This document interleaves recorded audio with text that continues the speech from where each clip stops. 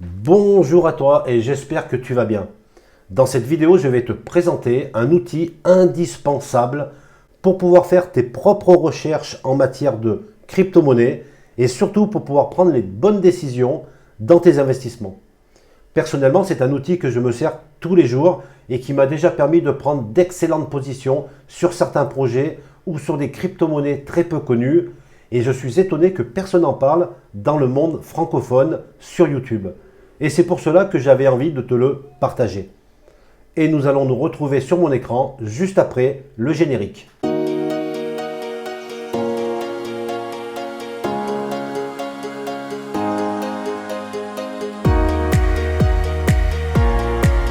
Je suis Xavier, investisseur en crypto-monnaie et bourse traditionnelle. Je ne suis pas là pour t'influencer, mais seulement pour partager mes recherches. Si tu n'es pas encore abonné à la chaîne, je t'invite à le faire, car c'est ma seule récompense, et aussi à liker la vidéo pour faire plaisir à l'algorithme de YouTube et qui me permettra d'avoir une meilleure visibilité. Alors l'outil indispensable que je souhaite te partager, c'est Messari, à l'adresse messari.io. C'est une plateforme qui contient absolument toutes les informations nécessaires sur les projets DeFi et les tokens et qui étaient auparavant très difficiles à mettre en place. Messari, c'est vraiment une mine d'informations. Alors déjà ici, tu vas pouvoir ajouter tes tokens favoris pour garder l'œil dessus. Par exemple, je vais rajouter un token, le Mana, et ce qui va me permettre de garder un œil sur les tokens qui sont à suivre ou sur les tokens que j'ai déjà achetés. Alors ensuite, tu as un classement des tokens par rapport au montant de son market cap. Alors là, tu as les top tokens avec le Bitcoin, l'Ethereum, le BNB. Tu as la liste de tous les tokens avec plusieurs pages. Tu peux te balader de page en page. Mais tu peux aussi regarder ce classement sur les tokens DeFi. Donc les tokens qui sont spécifiques à la DeFi. Et là, tu vas voir qu'en premier, il y a Uniswap. Alors toujours par rapport au market cap. Uniswap, PancakeSwap, Loopring, ainsi de suite. Et tu vois qu'il y a plein de critères différents, comme par exemple aussi des stablecoins. Tu as le classement des stablecoins par rapport au market cap toujours. Le classement suivant, c'est par rapport aux différentes blockchains. Si par exemple je veux connaître le classement d'un protocole en particulier sur la blockchain Solana, il suffit que je clique sur Solana et je cherche le token que j'ai envie de suivre, tout simplement. Donc ça peut être un outil aussi pour pouvoir voir le classement des différentes blockchains, Polygon, la BSC. Donc je vois par exemple que Vénus est en 7e position. Alors bien sûr, si je clique sur un protocole ou sur un actif, je vais avoir encore plus d'informations. Alors bien sûr, j'ai toutes les informations qui peuvent être nécessaires pour une recherche. Je peux avoir les marchés où je peux acheter le token. Je peux voir le profil, donc l'histoire, l'historique du token. En fait, sur Messari, tout est centralisé. Toutes ces informations, on peut les avoir, bien sûr, en fouillant, en allant lire les white papers des différents sites. Mais avec Messari, sur la même plateforme, vous avez toutes les informations. On peut voir les contributeurs. Donc là, je vois tout de suite que le fondateur, donc je l'ai ici, je clique sur le fondateur. Je connais son nom. Je sais que c'est quelqu'un qui est philippin. Et je peux aller voir directement son LinkedIn. Alors ça, c'est super intéressant parce que si j'avais dû rechercher, trouver le fondateur de Vénus, j'aurais pu le retrouver effectivement, mais cela m'aurait pris du temps. Ici, avec 3 clics, directement, je tombe sur le LinkedIn pour voir le CV du fondateur de Vénus. C'est une grosse base de données qui est accessible avec quelques clics. Le mieux, c'est vraiment de l'utiliser, de commencer à l'utiliser. Vous allez voir qu'il y a plein de petites subtilités. Je ne vais pas pouvoir rentrer dans tous les détails. Néanmoins, vous avez ici un classement. Alors là, par contre, c'est un classement qui est par rapport au volume et non plus par rapport au market cap. Alors pour moi, le volume, c'est un super indicateur. Le volume, c'est de l'énergie.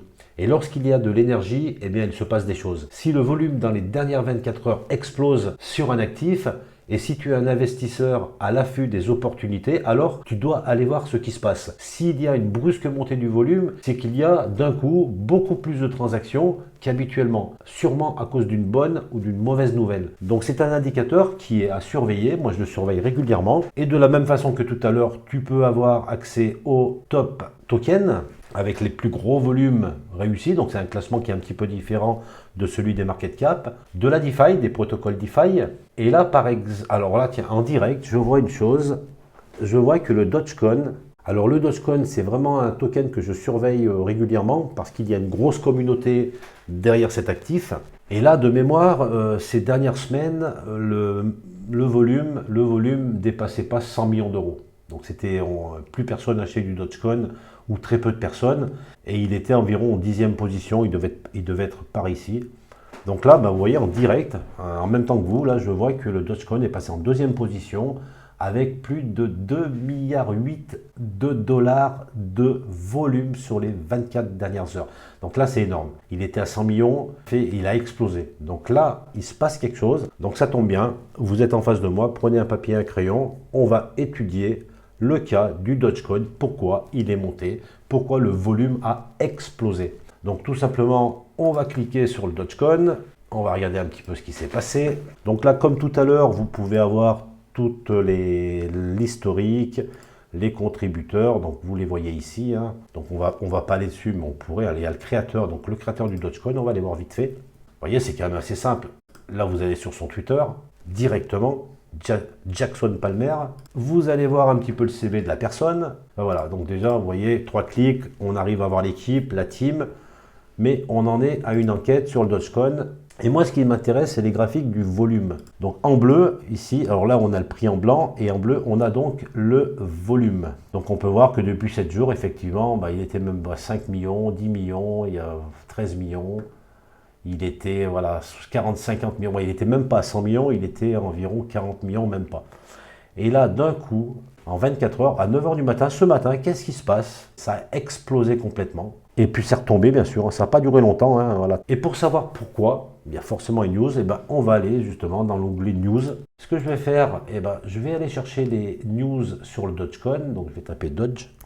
Alors on voit 2 nouvelles qui datent de 10 heures, donc c'est de ce matin. Donc on va ouvrir la première, et on voit, c'est un tweet de Elon Musk qui dit en résumé, Tesla va rendre certains produits achetables avec Doge, et voir comment ça se passe. Donc voilà, un tweet encore de Elon Musk qui fait pumper le volume et le prix aussi du token Doge. Donc voilà, donc c'était une news qui était apparue sur Messari ce matin. C'est intéressant aussi de suivre les news régulièrement. Voilà, donc Messari, c'est vraiment un outil, une plateforme qui permet déjà d'avoir des listes, de vérifier les données, le market cap, les différents projets. J'ai pas parlé du screener, mais bon, il y a tellement de choses à dire sur cette plateforme que je vais vous laisser découvrir par vous-même.